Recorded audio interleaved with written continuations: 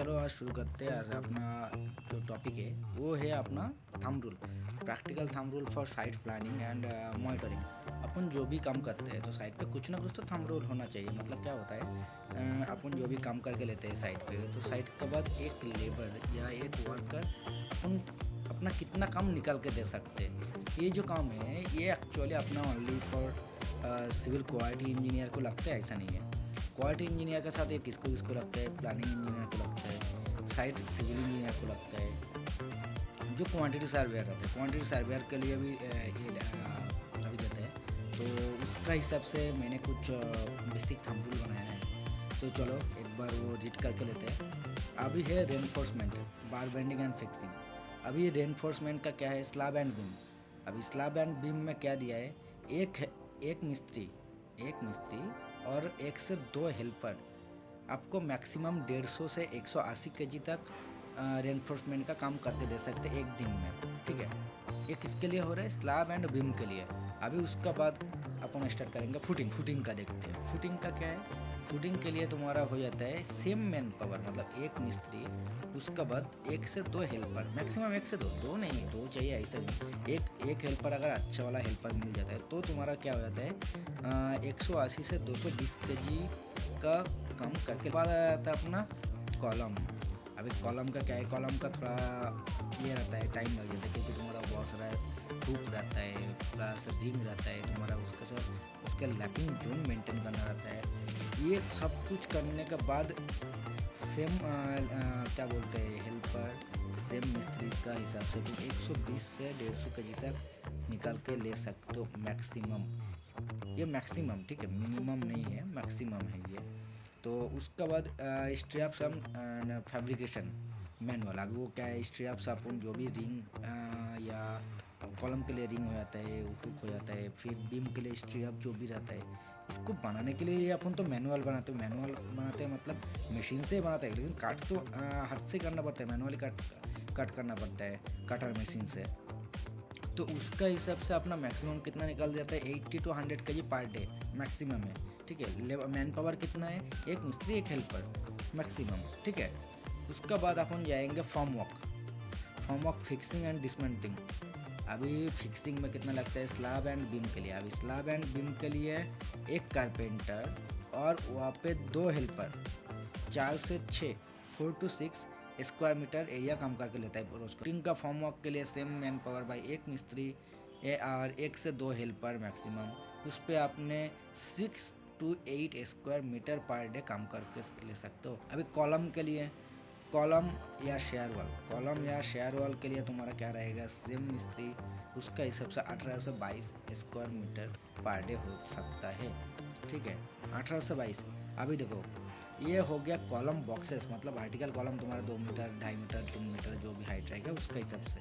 अभी उसका बाद आता है कॉलम स्टार्टर। अभी कॉलम स्टार्टर क्या हो जाएगा, कॉलम स्टार्टर में तुम्हारा उतना ज़्यादा नहीं निकल पाएगा, क्योंकि तुम्हारा कॉलम स्टार्टर ही मेन चीज़ है जिसके ऊपर तुम्हारा ऊपर का अपकमिंग जो भी कॉलम रहेगा उसके ऊपर रेस्ट होने वाला है, या उसका अलाइनमेंट सब कुछ मेंटेन करने वाला है। तो उसके लिए वो अगर तुम ज़्यादा जल्दी का हड़बड़ी में तुम निकल के ले लिया तो क्या हो जाएगा, एक तो तुम्हारा वहाँ पे भाई लाइन वेरिएशन आ जाएगा तो तुम्हारा क्या होगा, ऊपर का जो लिफ्ट आएगा, ऊपर का लिफ्ट मतलब सेकंड लेयर जो तुम कास्टिंग करने वाला हो उसके ऊपर, वो कास्टिंग का वहाँ पे जाकर तुम्हारा वेरिएशन आ जाएगा, लाइन में नहीं मिलेगा। फिर तुम्हारा वो दोबारा रिकास्ट करने में जो प्रॉब्लम होगा, उससे अच्छा तुम एक बार में ही कास्टिंग करो, लेकिन थोड़ा टाइम लेके कास्टिंग करो।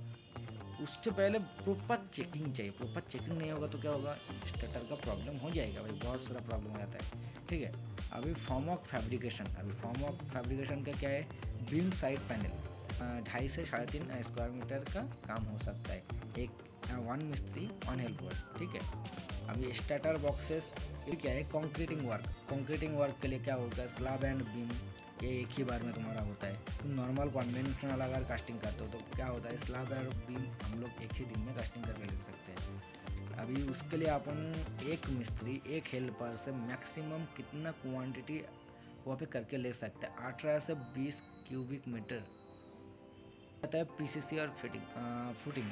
पीसीसी और फुटिंग के लिए भी तुम्हारा सेम टू सेम रह जाता है। 12 से 15 क्यूबिक मीटर पर डे निकाल के ले सकते हैं, एक मिस्त्री एक हेल्पर का हिसाब से, ठीक है। क्वार्क का साथ क्या होता है, अपन मैक्सिमम उसको निकाल सकते हैं 6 to 8 square metre per day.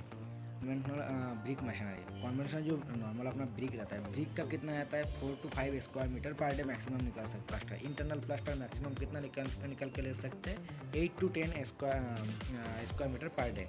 उसका एक्सटर्नल कितना होता है 10 से 12। स्लिंग प्लास्टर का भी सेम है, 8 से 10 स्क्वायर मीटर पर डे। अभी कॉर्नर बेडिंग इंस्टॉलेशन हम लोग मैक्सिमम 6 to 8 लोकेशन पे कर सकते हैं। मैकेनिकल एग्जामेशन के क्या रहते हैं 45 to 60 क्यूबिक मीटर। उसका बाद आता है माइल्ड स्टील इंस्टॉलेशन वर्क।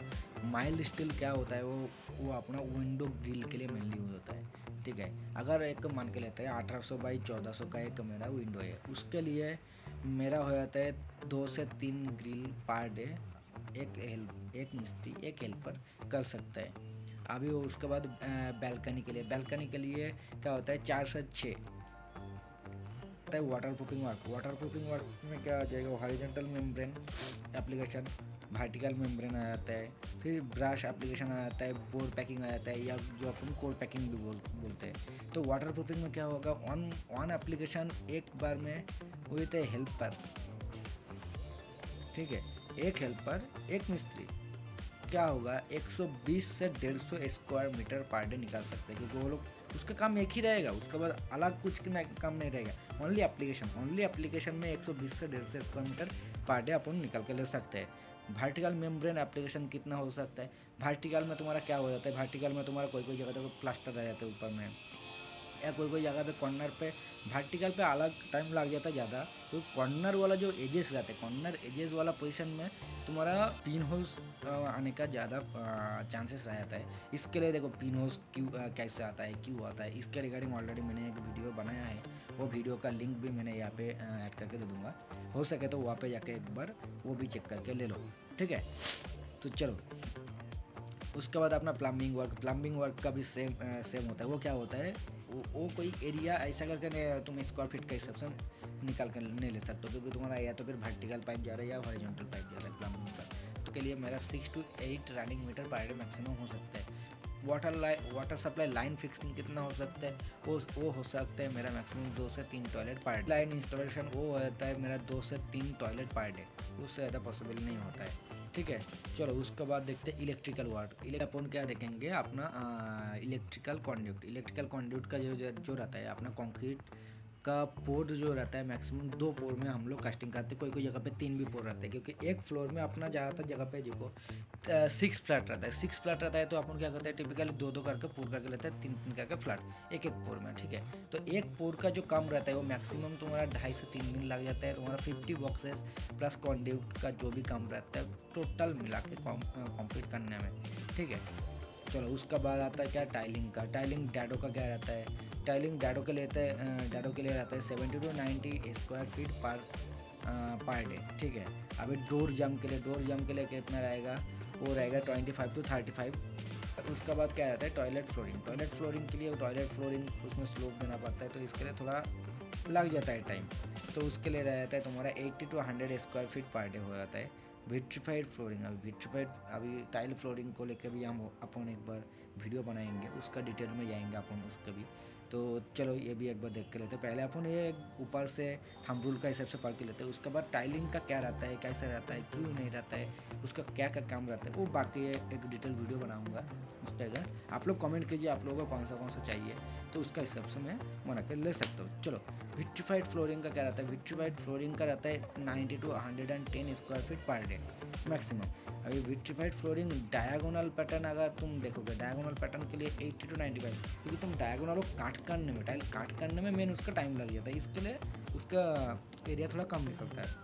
तो ये अपना स्कार्टिंग वर्क के लिए क्या होता है 60 to 75 रनिंग फीट कितना रहेगा 60 to 75 रनिंग फीट स्कार्टिंग के लिए।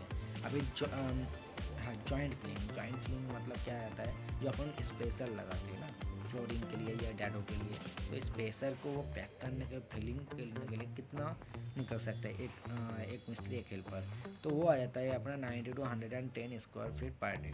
ठीक है। हाँ, रूफ टाइलिंग तुम्हारा आ जाएगा 130 से 160 स्क्वायर फीट।